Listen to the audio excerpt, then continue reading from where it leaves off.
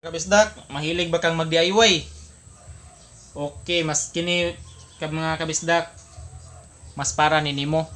Sa mahilig mag-DIY nga gamay pagkuan, knowledge, so kini makatabang ni nimo puno-puno sa imuang kamahuan.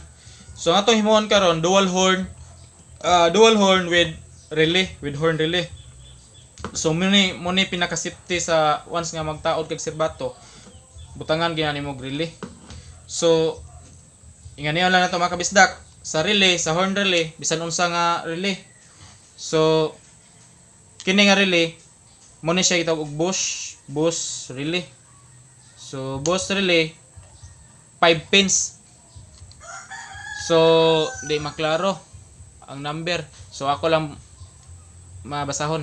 So kini number 30, number 85, 86, 87 og 87A. So 5 pins ni nga relay.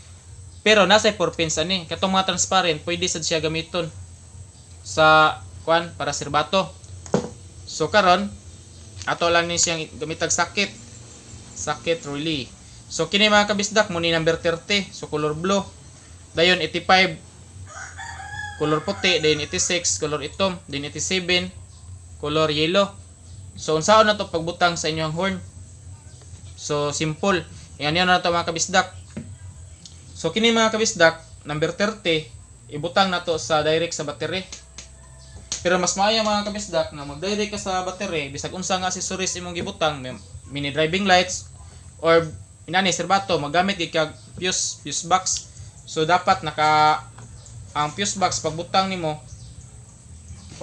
fuse box ana gini siya mga kabisdak, para in kaso unsay nahitabo sa imong wiring, dili maapektahan ang imong kuan serbato, auxiliary, unsa tay mong gibutang diha kay ang fuse ra may mobuto.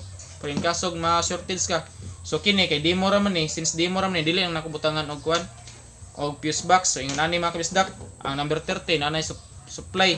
So karon mga kabisdak, ang kining 85 ug 86 adto nimo ni ibutang sa serbato or sa stocks nga wire sa imong serbato.